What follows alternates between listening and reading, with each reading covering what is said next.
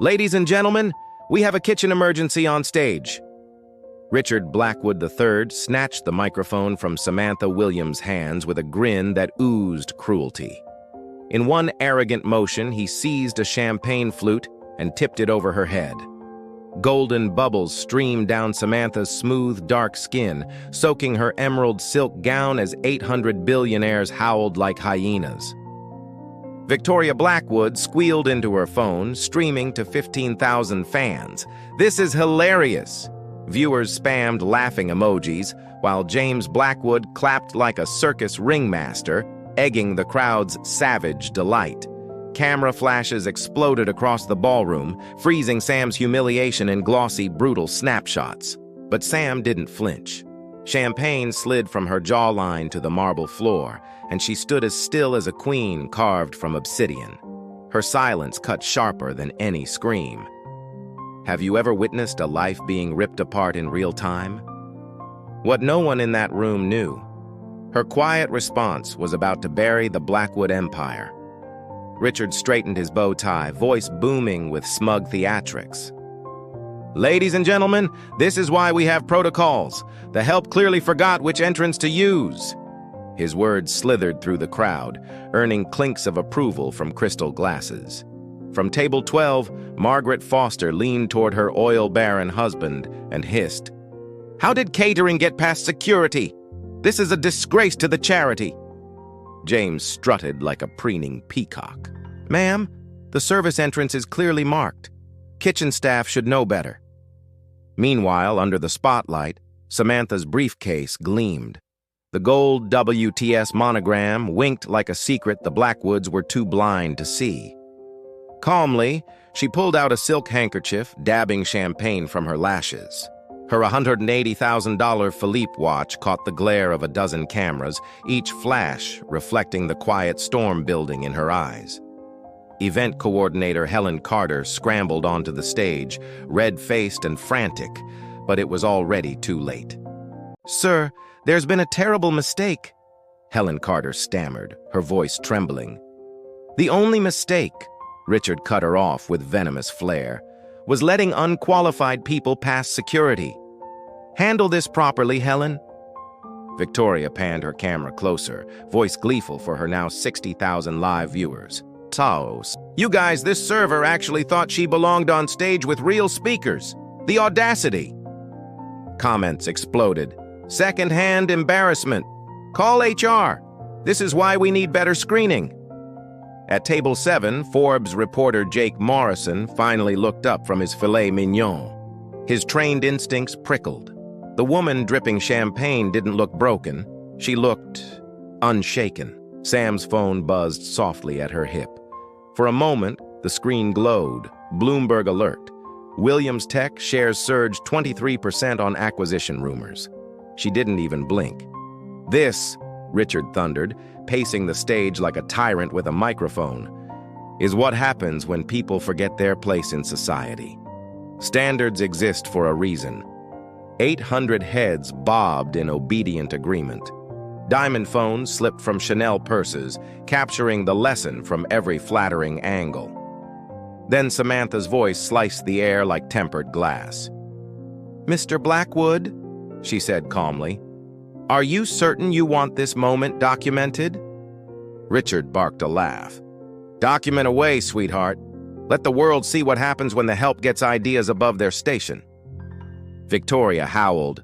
"She's threatening to report us. To who? The Better Business Bureau?" The room roared with cruel laughter. Another buzz. CNN Business flashed across Sam's phone. "Major acquisition announcement expected Monday." On the edge of the stage, Helen's shaking fingers typed Williams into the official guest list.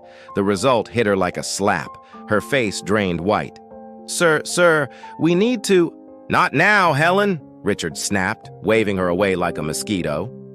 "Can't you see we're putting on a show?"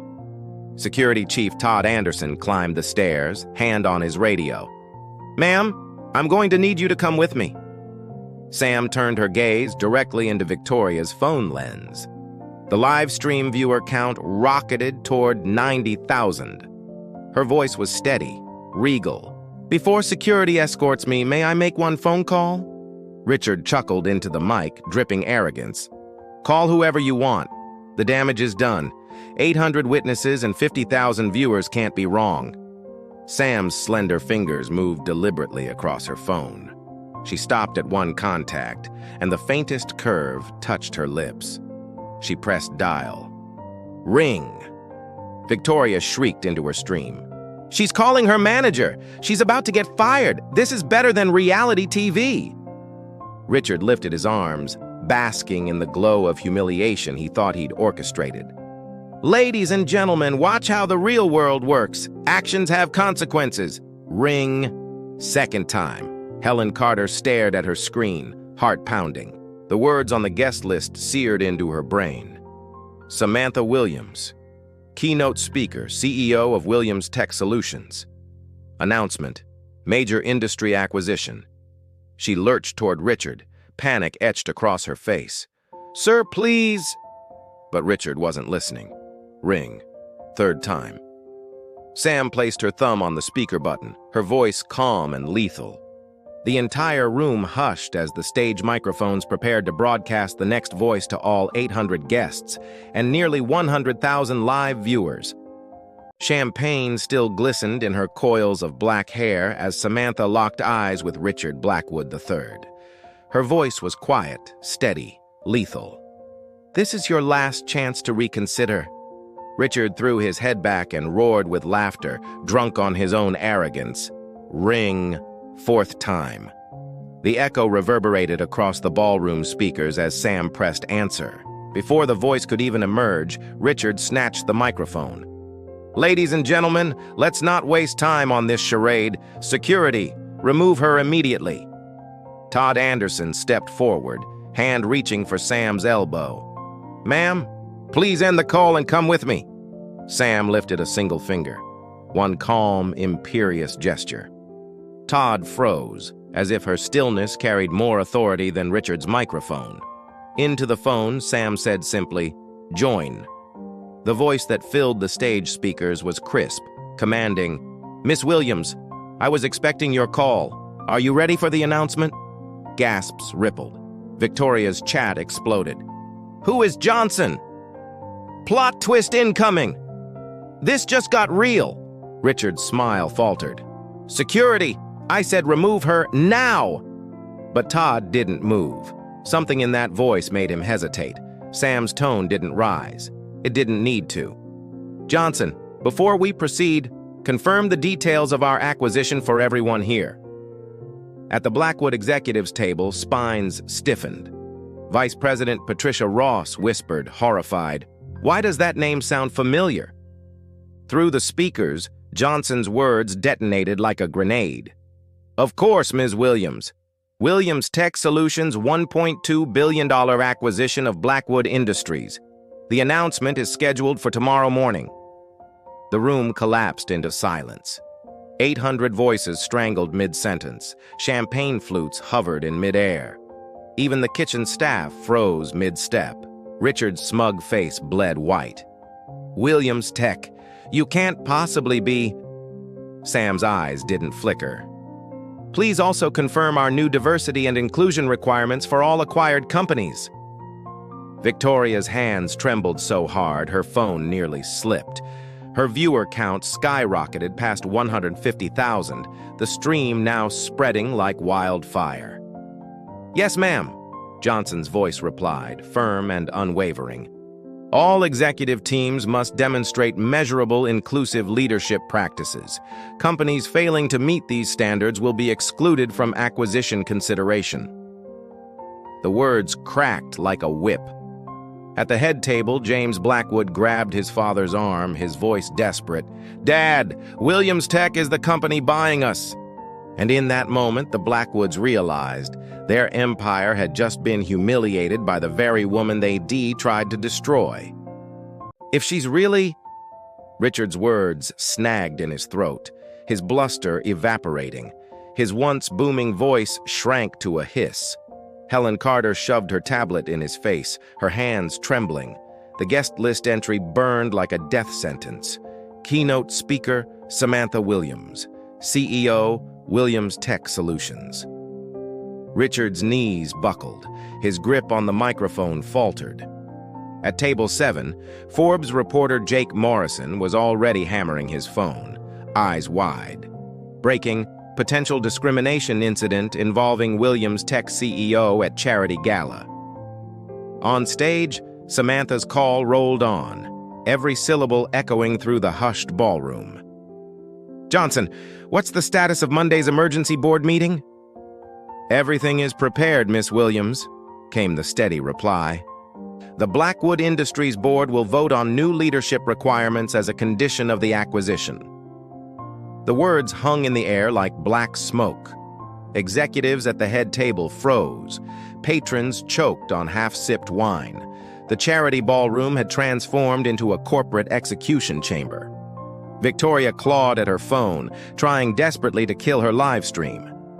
But her fingers trembled so violently that she only hit random icons. Comments flooded faster than she could read. "Holy, she's the CEO. These people are done. This is going viral right now." Patricia Ross shot up from the Blackwood table, her face sheet white. "Richard, we need to talk. Now." But Richard couldn't move. The microphone dangled from his limp hand, useless as his power. His empire's walls were collapsing in front of 800 silent witnesses.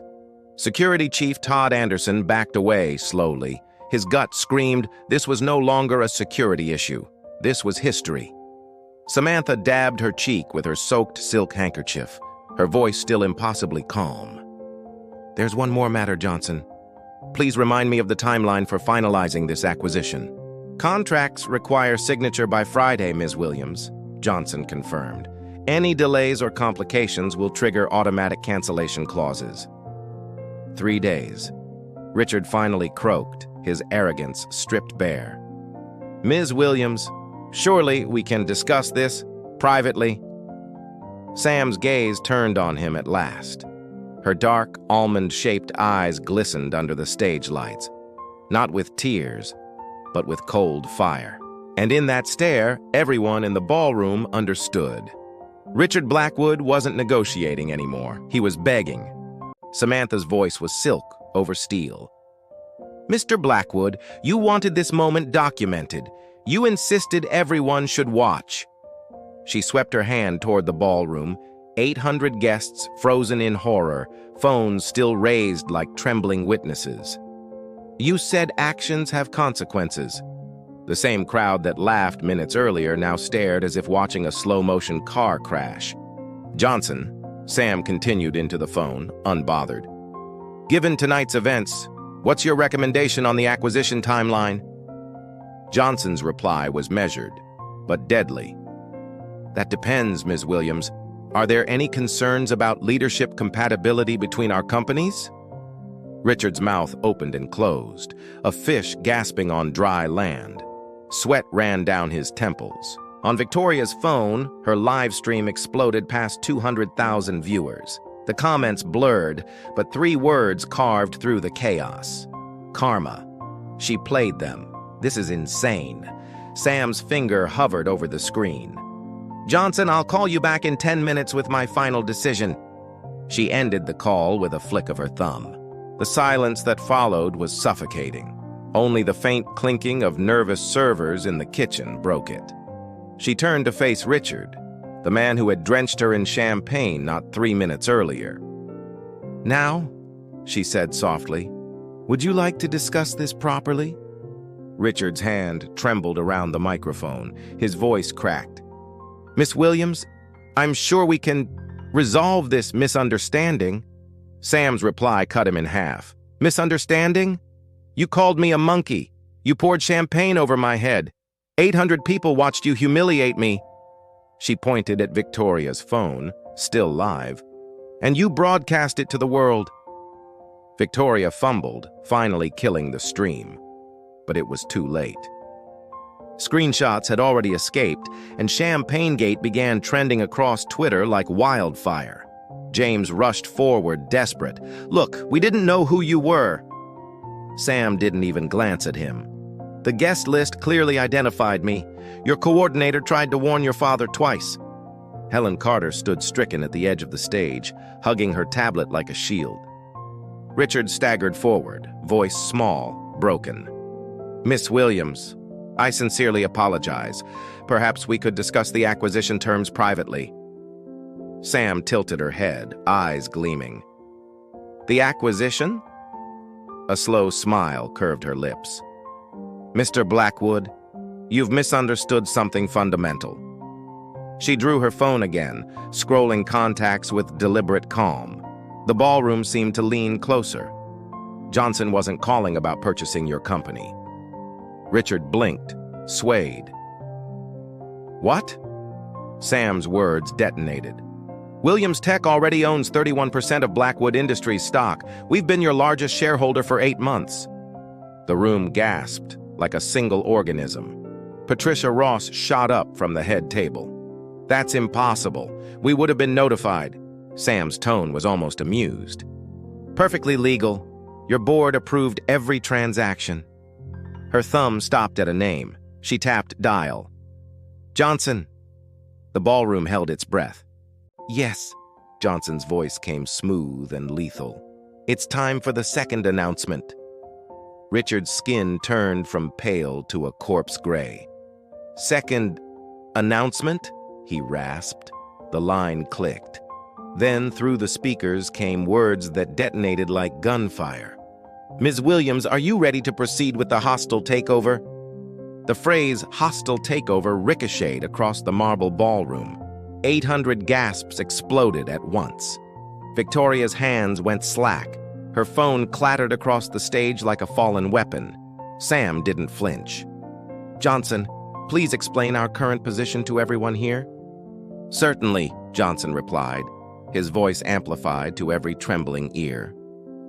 Williams Tech, in partnership with Davidson Financial and Sterling Capital, now controls 67% of Blackwood Industries' voting shares. We have the authority to call an emergency shareholders meeting and replace the entire board of directors. Richard clutched the podium, his knuckles white. That's impossible. The board would have to approve." Sam's eyebrow arched, elegant and razor-sharp. "Mr. Blackwood, your board has been trying to remove you for 6 months. Your quarterly losses exceeded 12% this year. Pension fund managers are furious." She pivoted toward the stunned audience, her champagne-soaked gown shimmering under the lights like battle armor. "Ladies and gentlemen, Blackwood Industries has been hemorrhaging money. Outdated practices and failed leadership have cost shareholders over $400 million. Jake Morrison's thumbs flew across his phone, the words "corporate coup unfolds live" blazing into his editor's inbox. This was no longer just scandal. This was history. Sam's voice remained calm, almost casual. "Johnson, when is the emergency shareholders meeting scheduled?" "Monday morning, 9 a.m. Eastern. All major shareholders have been notified." "And the agenda?" "Vote of no confidence in current leadership. Immediate replacement of CEO, CFO, and board chairman. Implementation of new diversity and inclusion requirements. Restructuring of executive compensation tied to measurable equity metrics." Richard's knees finally buckled. He collapsed into the chair. Helen rushed forward, his once booming presence shriveled into silence. "But the acquisition?" James stammered, voice cracking. "You said Williams Tech was buying us for $1.2 billion. Sam's lips curved into the faintest smile. "That was Plan A. A friendly merger. Your father might have kept a ceremonial role."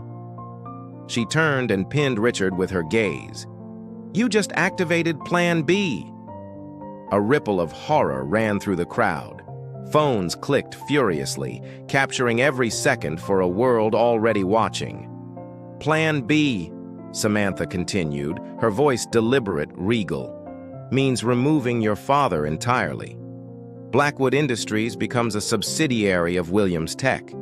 The takeover value drops to $800 million, and the leadership problem disappears permanently."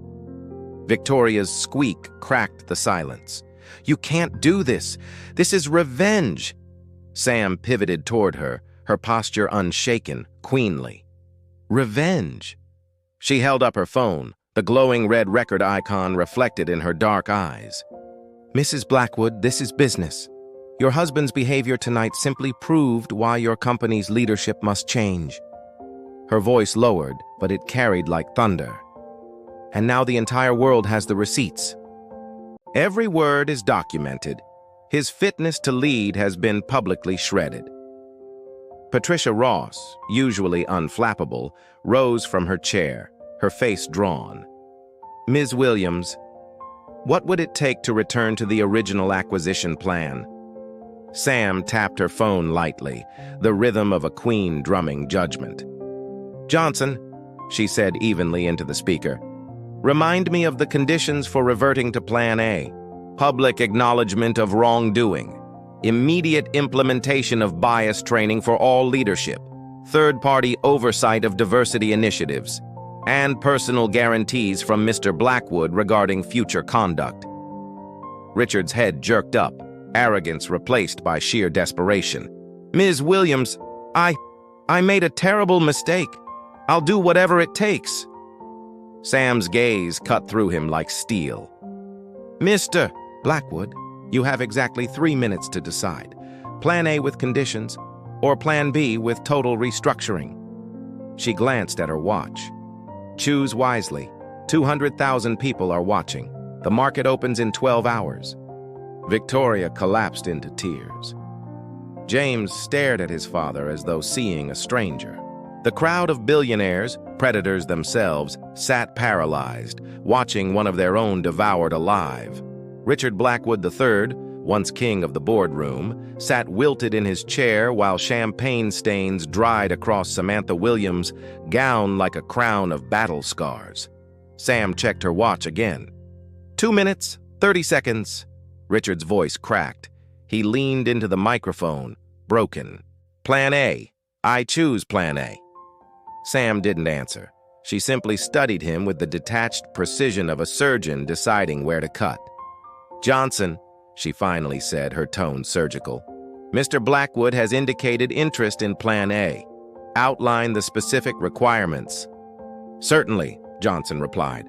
"First, public acknowledgement of discriminatory behavior within 24 hours via press release and social media. Second, mandatory bias training for all C-suite executives, completed within 30 days. Third, appointment of an external diversity officer with board-level authority. Fourth, quarterly public reports on inclusion metrics tied directly to executive compensation." Richard nodded frantically like a drowning man clutching for air. "Yes, absolutely. Whatever you need, I'm not finished." Johnson's voice sliced through his plea. "Fifth, Mr. Blackwood must personally undergo 40 hours of sensitivity training with Dr. Patricia Moore, documented and verified. Sixth, Williams Tech receives permanent board representation, 3 seats minimum." The crowd gasped. These weren't conditions. They were terms of surrender. "Seventh," Johnson concluded, "any future discriminatory incidents result in immediate activation of Plan B. No appeal." Sam strode slowly across the marble stage, each click of her heels echoing like a gavel.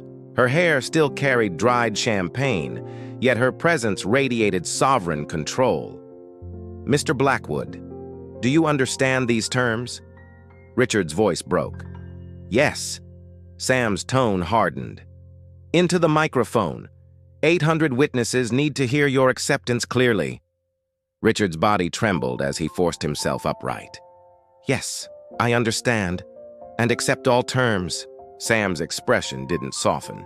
She gave the faintest nod. "Excellent. Johnson, execute the legal framework." "Already prepared, Miss Williams. Contracts are ready for digital signature. SEC notification will be filed within the hour. The press release is already drafted." Patricia Ross, her voice strained, stepped toward the stage. "Ms. Williams, what about the financial implications?" Sam didn't hesitate. "The original $1.2 billion valuation remains, contingent on full compliance. Any violation drops it to $600 million and triggers immediate hostile takeover." She turned, her champagne-soaked gown gleaming under the chandeliers as if it were royal armor. Her voice carried like judgment itself. "Ladies and gentlemen, tonight you've witnessed something unprecedented. This is what corporate accountability looks like." Jake Morrison raised his hand, half reporter, half witness to history. "Ms. Williams, for the record, what was your primary motivation here?" Sam paused, then delivered her verdict with the precision of a scalpel. "Discrimination isn't just morally wrong, it's bad business. Inclusive companies outperform their peers by 35%. Diverse executive teams generate 70% higher growth." She swiped her phone, projecting damning stats. Blackwood Industries stock down 18% in 1 year. Executive turnover 67% above industry norms. 3 major clients gone, citing toxic culture. Richard wilted in his chair, every figure hitting like a blow. Sam's tone sharpened. "Williams Tech? Valuation up 340% in 3 years. Our leadership team? 60% women and people of color. Our pipeline? Strongest in the industry." Victoria's voice cracked through her smeared makeup. But this is public humiliation." Sam turned slowly, eyes like obsidian. "Mrs. Blackwood, you live-streamed my humiliation to 200,000 viewers. You made it public. Now the world gets to watch accountability in action." She raised her phone, showing the endless flood of notifications. #ChampagneGate is trending worldwide. Corporate America is watching. James finally found his voice. "What about our family's reputation?" Sam didn't flinch. "That depends entirely on your father's next actions." She checked her watch again. The gesture had become a countdown clock of doom. "Mr. Blackwood, you have 18 hours. Issue a public statement admitting wrongdoing, committing to systemic change, and personally apologizing for tonight. 18 hours. Richard's voice cracked, climbing into panic. "That's not enough time to craft proper messaging." Sam cut him off like a blade. "Mr. Blackwood, you had 30 seconds to humiliate me. 18 hours is generous for an apology." Her eyes never left him as she spoke into her phone. "Johnson, confirm the market implications if he fails." "Certainly. Immediate selling pressure. Downgraded credit ratings. Major institutional investors already voicing concerns." The words hung heavy, thunderclouds rolling over marble floors. "Furthermore," Johnson continued, "Williams Tech has secured agreements with Blackwood's 3 largest clients. If he fails to comply, their contracts migrate to us." Richard's empire, his legacy, collapsed in silence around him. ChampagneGate wasn't just a scandal anymore. It was a coup, a reckoning, and the final death sentence for a dynasty. Johnson's voice echoed. "They have agreed to transfer their contracts if leadership changes occur." Richard swayed, his voice breaking. "You're destroying everything I built." Sam's eyes cut through him like glass. "No, Mr. Blackwood, you destroyed it when you chose humiliation over human dignity. I'm offering you the chance to salvage something. The choice was always yours." She swept her gaze across the silent ballroom, 800 witnesses frozen in shame. "Every person here saw you pour champagne over my head. Every person heard you call me a monkey, and the world watched you broadcast it. Corporate America can no longer excuse discrimination. Tonight proves actions have consequences, real financial consequences." Patricia Ross broke the tension, her voice faint. "Ms. Williams, assuming compliance, what's the integration timeline?" Sam's answer was crisp. 6 months. Blackwood Industries becomes the East Coast division of Williams Tech. Every employee will be retained, retrained, and elevated to new standards. Excellence isn't exclusion. It's elevation. Richard clung to the microphone like a drowning man. "Ms. Williams, I swear this will never happen again. I'll do whatever it takes." Sam studied him, unreadable. "Your words tonight revealed who you are. Your actions in the next 18 hours will decide who you become." She picked up her champagne-soaked briefcase. "Johnson, Send the final contracts to Blackwood's legal team. The clock starts now. The line went dead. Sam faced the audience one last time. Ladies and gentlemen, thank you for witnessing accountability in action. 17 hours and 43 minutes later, Richard Blackwood stood under blinding lights, exhausted, his perfect hair wilted, dark circles carved beneath his eyes. Cameras zoomed in as he cleared his throat.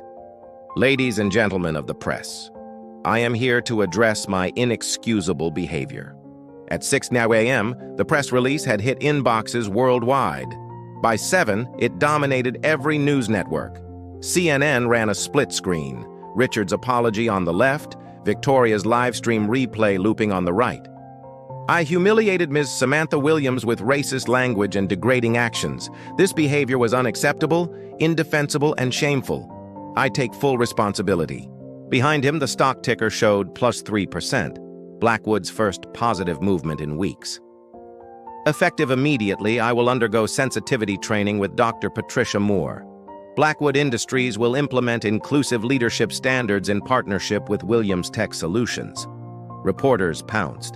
Mr. Blackwood, will you resign? What about your wife's role in the live stream? What message do you have for employees who face discrimination under your leadership? Richard's hands trembled. The board has retained me as CEO, contingent on full compliance. My wife Victoria will also undergo mandatory training. She has deactivated her social accounts until completion. Across town, Samantha Williams watched from her corner office, calm, unbothered, her empire humming around her. Her assistant knocked softly. Ms. Williams, Dr. Moore is here for your 10 a.m. Dr. Patricia Moore, sharp-eyed and clinical, entered with a tablet of notes. Ms. Williams, I've reviewed the Blackwood case. The reform program you outlined is ambitious. Sam's voice was steady steel. Systemic change requires systemic intervention. What's your assessment? Dr. Moore adjusted her glasses. Richard Blackwood is terrified, and that's useful. Fear of financial ruin is a motivator. His son James shows remorse. Victoria, she's defensive. She'll need a different approach. Sam leaned back, the skyline reflecting in her dark eyes. That's fine. We're not here to comfort them. We're here to change them. The era of accountability had just begun. Sam leaned closer, her voice steady but edged with steel. Dr. Moore, this cannot fail. If one loophole exists, if one board whispers this program is a PR stunt, corporate America will devour Blackwood alive. Make it airtight. Dr. Moore's tone carried quiet authority. It will be. I've run these systems at Google, Microsoft, Tesla, but this will be the gold standard.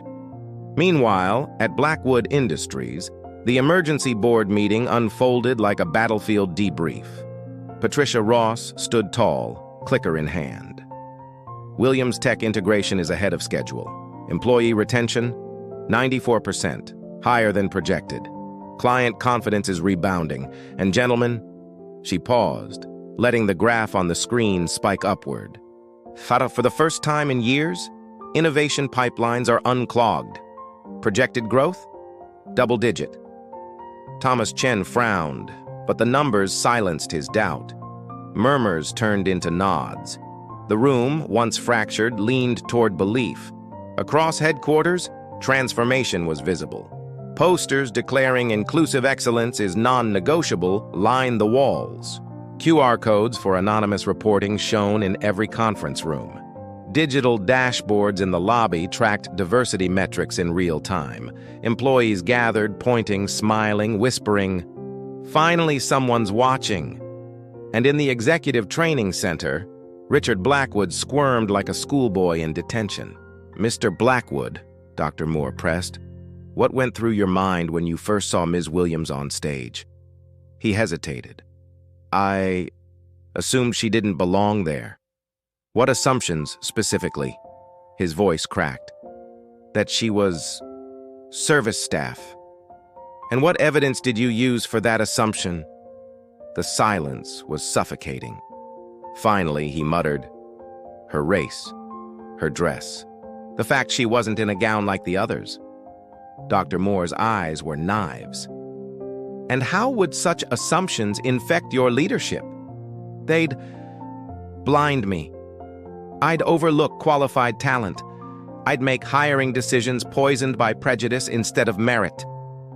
Richard's words hung in the sterile training room, heavy as chains. For the first time in his empire's history, the tyrant was forced to confess, not to shareholders, not to press, but to himself. And still, outside those walls, our champagne gate trended on. Corporate America had already judged. Whether Richard could ever rebuild was no longer his choice. It was theirs. Dr. Moore scribbled notes, voice steady but cutting. This awareness is progress, Mr. Blackwood. Real change begins when we stop pretending bias doesn't exist. But the ripple effects extended far beyond his office walls. Harvard Business School announced a full case study. The Society for Human Resource Management declared Sam's accountability framework the new benchmark. Within weeks, 5 Fortune 500 companies lined up demanding their own cultural overhauls. Meanwhile, in a glass training room, Victoria Blackwood sat stiff as stone, arms folded tight.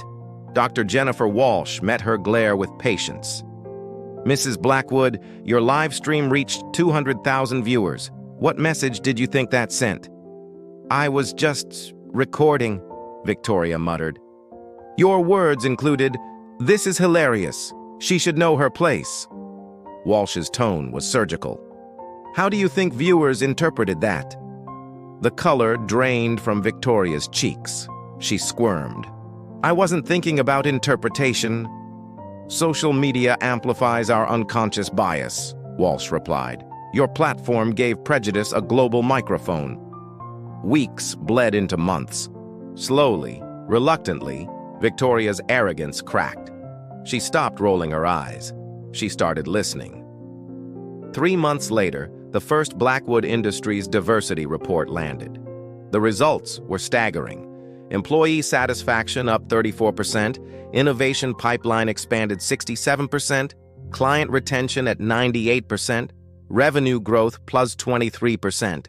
In the boardroom, directors sat in stunned silence. What humiliation once broke was now building an empire again. Across town, Sam read the report at her desk, lips curling into the faintest smile. Her assistant buzzed, Ms. Williams, the Microsoft executives are here. The doors opened. 3 suited leaders, eyes full of respect, stepped inside. Ms. Williams, their spokesperson began, we want your accountability framework across Microsoft. Can Williams Tech manage transformation at that scale? Sam leaned back, utterly composed. Gentlemen, systematic change is our specialty. When do you want to begin? Outside, the city throbbed with its usual energy, but in boardrooms nationwide, conversations had shifted. Discrimination was no longer just a moral stain, it was a financial liability. Her phone buzzed. A text from Dr. Moore. Richard Blackwood completed his 40-hour program. Remarkable transformation, recommending him for next phase. Sam typed back, crisp and merciless. Excellent. Real change only comes when the stakes are crystal clear. 6 months later, she stood before 500 executives at the National Business Leadership Conference in Chicago. Cameras flashed, pens scribbled, every word hung in the air. Behind her, framed in glass, hung the infamous champagne-stained dress, the same one that had once been a symbol of ridicule. Now it was her crown jewel, proof that dignity defended becomes power multiplied. Sam raised her chin, her voice cutting through the auditorium like a blade. Excellence is never built through exclusion. It is forged through equity, through accountability, through courage. And let me be clear, corporate America will never go back. The audience rose to their feet. Applause thundered. A revolution had begun, with one woman, one dress, and one refusal to bow. It's achieved, Sam finished, her voice steady, by elevating everyone to their highest potential. The Blackwood transformation had become corporate legend. Harvard, Wharton, and Stanford now required the case study in their MBA programs. Professors called it the Williams Method, a quiet revolution that reshaped corporate culture with data, dignity, and discipline. For business students, it was no longer optional, it was gospel. In the front row, Richard Blackwood III scribbled notes furiously. The broken mogul from that champagne-soaked night was unrecognizable. Now he was an unlikely evangelist for inclusion. Blackwood Industries stock was at record highs, retention at 97%, innovation pipelines overflowing. Sam called on him directly. Mr. Blackwood, would you share your perspective on systematic change? Richard rose. His voice faltered at first, then steadied. Miss Williams taught me that diversity isn't charity. It's competitive advantage. Our executive team is now 55% women and people of color. Our innovation pipeline has tripled. Profit margins exceed benchmarks by 34%. He inhaled, the room holding its breath. But most importantly, we've built a workplace where everyone can flourish. Even men like me, learning to confront our blind spots instead of hiding behind power. The audience erupted into applause, the kind of thunder Richard Blackwood never imagined would one day honor him. Victoria had undergone her own metamorphosis. Gone was the tone-deaf socialite. Her new Instagram, Voices Amplified, spotlighted diverse entrepreneurs. Followers now looked to her for advice on how to rise from public disgrace. In one viral post, she wrote, "Accountability isn't punishment, it's the doorway to growth." James Blackwood carried the family name into its next chapter, leading the company's inclusion division. His first hire, Dr. Patricia Moore as Chief Diversity Officer. The results were undeniable. Psychological safety ratings soared to 89%. Bias incidents dropped to 0 for 4 straight months. Innovation submissions jumped 156%, and clients reported record satisfaction. The ripples spread beyond Blackwood. By year's end, 127 Fortune 500 companies had adopted the Williams standard. Boardrooms across America installed real-time bias monitors. Executive bonuses were now tethered to inclusion metrics. Corporate law professors whispered, "This is the new Sarbanes-Oxley, born not from fraud, but from prejudice exposed." Sam's phone buzzed. Tesla, Amazon, and Goldman Sachs, each requesting transformation consultations. The movement had gone global, but in her private office, away from the headlines, Sam kept a folder labeled Employee Letters.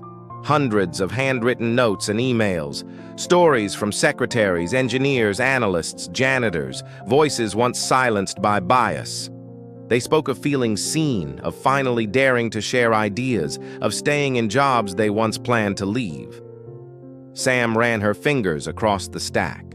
This, more than contracts or valuations, was her true dividend. Proof that one night of humiliation had been transmuted into an empire of dignity. The revolution was complete, not with fury but with quiet power. Ms. Williams, because of your courage, I finally reported harassment in my department. Management actually listened and made changes.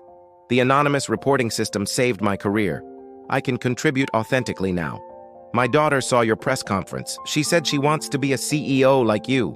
These were the kinds of real-life stories that poured into Sam's inbox, proof of transformation, one person at a time. Dr. Moore's research confirmed it. Companies implementing the Williams method saw a 67% drop in discrimination complaints, 45% increase in patents filed, 78% boost in retention, and 23% revenue growth. The numbers proved what Sam had always known. Inclusion wasn't just morally right, it was economically essential. Standing before the Chicago audience, Sam closed her keynote with the words that had become her signature. Change doesn't require rage or revenge. It requires strategy, persistence, and unwavering commitment to human dignity. When we elevate everyone, we all rise higher. The ovation lasted 3 full minutes. Later, in quiet moments, Sam would glance at the champagne-stained dress framed in her office, a reminder that humiliation can be forged into power. Now, lawmakers were drafting the Corporate Accountability Act based on her framework. The private sector victory had gone political. Even Richard Blackwood requested to present his company's diversity metrics to her personally. living proof that transformation was possible. This was how revolutions happened, not by destroying people, but by rebuilding systems. Not with noise, but with precision. Sam Williams had shown the world that accountability and empathy could coexist, and that Black stories of quiet strength could reshape entire industries. Her inbox buzzed with consultations, invitations, and testimonies. Business schools dissected her every decision from that fateful gala night. Yet Sam knew the real win wasn't the accolades. It was walking into any boardroom in America knowing that discrimination now carried real consequences. Your story matters. Have you witnessed discrimination in your workplace or community? These real-life transformations prove that courage plus strategy creates lasting change. At Fate Tales, we share stories of resilience, power, and redemption, where dignity wins and systems bend toward justice. Share your experience in the comments. Subscribe for weekly life stories of transformation, because change doesn't happen by accident. It happens when we make it inevitable. Fate Tales, quiet power, real change.